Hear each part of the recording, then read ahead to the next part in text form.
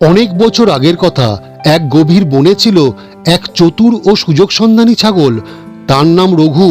সে বনে থাকতো আর তার এক কুকুর বন্ধু ছিল, নাম কালু। রঘু আর কালু প্রতিদিন বনের এক প্রান্তে একটি বিশাল বটগাছের নিচে দেখা করত। দুই বন্ধু ঘন্টার পর ঘন্টা গল্প করত, নিজেদের সুখ দুঃখের কথা আলোচনা করত। আরে কালু, কেমন আছিস? আমি তো দিব্যি আছি রঘু, তুই বল, তুই কেমন আছিস? এভাবে গল্পে গল্পে তাদের সময় কেটে যেত। তারা টেরই পেত না যে কখন সময় কেটে গেছে। রঘু ছিল ধূর্ত আর চালাক, কিন্তু কালু ছিল সরল সোজা আর একটু বোকাশোকা। তবু তাদের বন্ধুত্ব ছিল অটুট। এইভাবে গল্পে গল্পে তাদের সময় কেটে যেত।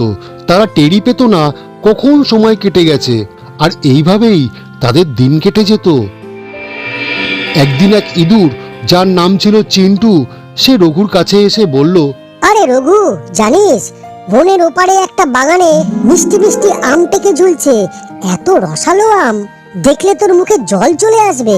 কি বলছিস চিন্টু, সত্যি নাকি? রঘুর চোখ চকচক করে উঠল।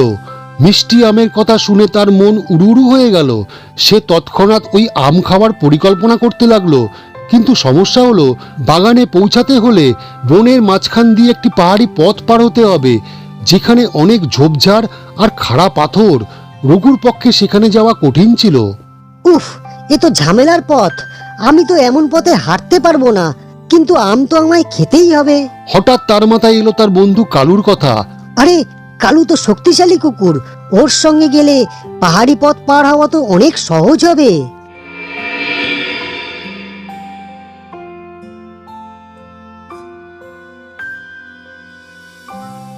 আরে রঘু, আজই দুপুরে এসে পড়লি তুই? আমরা তো সন্ধ্যায় বটগাছের নিচে দেখা করতাম। কি রে, কোনো বিপদ হয়েছে নাকি? তুই তো এই সময় আমার কাছে আসিস না। হ্যাঁ হ্যাঁ কালু, আমি একটা বিশেষ দরকারে তোর কাছে এসেছি। শোন, বনের ওপারে একটা বাগানে পাকা আম ঝুলছে। আমি জানি তুই আম খুব পছন্দ করিস। ও, এই ব্যাপার? সত্যি? পাকা আম? আমি তো অনেকদিন আম খাইনি। হ্যাঁ বন্ধু, তুই খুশি হলে আমিও খুশি, তাই তো দৌড়ে তোর কাছে এলাম। ধন্যবাদ রঘু, তোকে অনেক অনেক ধন্যবাদ।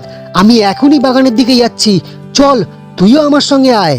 আরে কালু, আমিও তো আম খুব পছন্দ করি, কিন্তু এই পাহাড়ি পথ আমার পক্ষে পার হওয়া খুব কঠিন। আমি তো পিচ্ছিল পাথরে পড়ে যাব। আরে তুই এত চিন্তা করিস না তো, কোনো সমস্যা নেই রঘু, আমি তো তোর সঙ্গে থাকবো। আমরা দুজনে মিলে যতই দুর্গম পথ হোক পার করে আম খেতে যাবই। তুই একদম চিন্তা করিস না।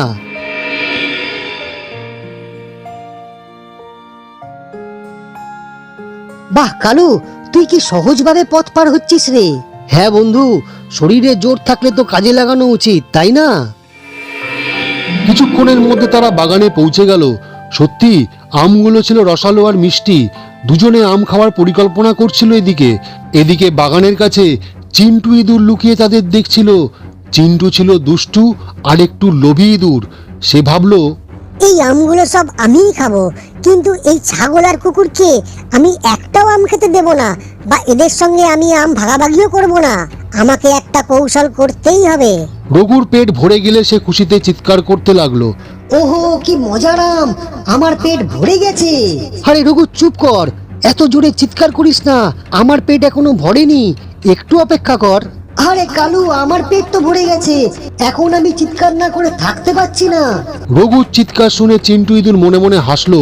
সে লুকিয়ে বাগানের মালিকের কাছে গিয়ে ফিসফিস করে বলল, আরে মালিক, তোমার বাগানে দুটো জানোয়ার ঢুকে আম খাচ্ছে, সব আম ওরা খেয়ে নিল, তুমি তাড়াতাড়ি যাও। দূর থেকে মালিককে আসতে দেখে রঘু আর চিন্টু দ্রুত একটা ঝোপের আড়ালে লুকিয়ে পড়ল। কিন্তু কালু বুঝতেই পারলো না যে কি করতে হবে। মালিক তাকে দেখে রেগে গেল। এই কুকুর, আমার বাগানের সব আম খেয়ে নিচ্ছিস তুই, আর আমার বাগান নষ্ট করছিস।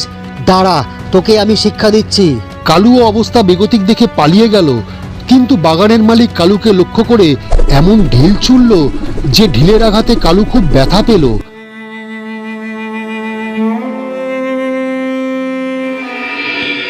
শ্যামল, জানিস আজ একটা ঘটনা ঘটেছে।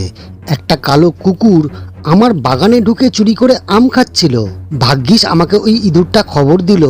আমি রাগের মাথায় ওকে একটা ঢিল ছুঁড়ে মারলাম, বেশ জোরে। তুই জানিস না ওই কুকুরটা কিভাবে লাফিয়ে পালালো। হরেন, তুই এটা ঠিক করিসনি। কুকুরটা না হয় দুটো আমি খেয়েছে, কিন্তু ঢিল ছুঁড়ে মারাটা কি ঠিক হলো? ওই ঢিল যদি কুকুরটার মাথায় বা শরীরের কোনো নরম জায়গায় লাগতো, তাহলে তো কুকুরটার প্রাণও চলে যেতে পারতো। আরে তুই এত বড় কথা বলছিস কেন? ও তো শুধু একটা কুকুর মাত্র। আমার বাগানটা দেখেছিস, কত মিষ্টি মিষ্টি আম ঝুলছে। হরেন, কুকুর হলেও ওরও তো। কিছুক্ষণ পর রঘু আর চিন্টু এলো কালুর কাছে। কালু রেগে রঘুকে বলল, তোর জন্য এই বিপদ হলো আমার আজ। তুই কেন অত চিৎকার করলি? তোকে আমি বারবার বারণ করলাম, তুই তাও শুনলি না। মাঝখান থেকে আমি তো মার খেলাম। আরে বন্ধু, মাফ কর, আমায় মাফ কর। আমার পেট ভরে গেলে আমি চিৎকার না করে তো পারি না, তাতে আমার খাবার হজম হয়ে যায়। তুই তো এখনো খাসনি, তাই বুঝলি না। তোর হজমের চিন্তা ছিল আর আমার বন্ধুত্বের কথা মনে পড়লো না, তাই না রে? খুব ভালো করলি আমার সঙ্গে এটা।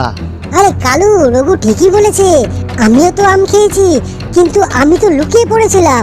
তুমি বোকার মতন দাঁড়িয়েছিলে কেন ওখানে? কালু মনে মনে আরো রাগলো, কিন্তু কিছু বলল না। সে চুপচাপ বটগাছের দিকে হাঁটতে থাকলো।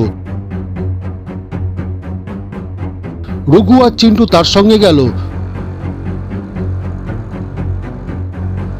পথে একটা খাড়া পাথরের কাছে এসে কালু হঠাৎ থামলো। সে বলল, রঘু, চিন্টু, তোরা আমার সঙ্গে একটু এগিয়ে আয়, আমি তোদের ওই গাছটা পর্যন্ত এগিয়ে দিচ্ছি। রঘু আর চিন্টু খুশি হয়ে কালুর সঙ্গে হাঁটতে লাগলো, কিন্তু কালুর মনে তখন প্রতিশোধের আগুন জ্বলছিল। সে ভাবলো, আমি মার খেলাম আর এরা হাসছে, এদের শিক্ষা আমাকে দিতেই হবে। হঠাৎ কালু একটা ঘন ঝোপের কাছে পৌঁছে ইচ্ছাকৃতভাবে দ্রুত পা চালিয়ে এগিয়ে গেল। রঘু আর চিন্টু তার পিছনে পিছনে হাঁটতে গিয়ে ঝোপের কাঁটায় আটকে পড়ল। রঘুর পায়ে কাঁটা ফুটে ব্যথা লাগলো, আর চিন্টু কাঁটার মধ্যে পড়ে ছটফট করতে লাগলো। রঘু চিৎকার করে বলল, এটা কি করলি কালু? আমার তো খুব ব্যথা লাগছে। তুই এই কাটা ঝোপের মধ্যে এলি কেন? আমরা তো তোর বন্ধু হই, তাই না? তুই বন্ধু হয়ে বন্ধুকে এভাবে বিপদে ফেলবি? আরে এটা তো আমার অভ্যাস। খাওয়ার পর একটু আমি কাটা ঝোপের মধ্যে দিয়ে ঘুরে বেড়াই, তাতে আমার খাবার হজম হয়। তোদের বন্ধুত্বের কথা মনে ছিল, কিন্তু আমার হজমের চিন্তা তো আগে, তাই না বল? কালু, আমাদের বন্ধুত্বের খাতিরে এরকম করো না, আমাদের বার করো এখান থেকে। তোরা যখন আমাকে মার খেতে দেখে হাসছিলিস, তখন বন্ধুত্বের কথা মনে পড়েনি? এখন আমার পালা। এখন আমি তোদেরকে এই কাটা ঝোপের মধ্যে রেখে আমি চলে যাব, তোরা এখানে থাক। তারা বুঝলো কালু তাদের সঙ্গে প্রতিশোধ নিচ্ছে, কিন্তু তাদের কিছু করার ছিল না। এই গল্প থেকে আমরা শিখি, কারোর সঙ্গে খারাপ ব্যবহার করলে সেই খারাপের ফল নিজেকেও ভোগ করতে হয়।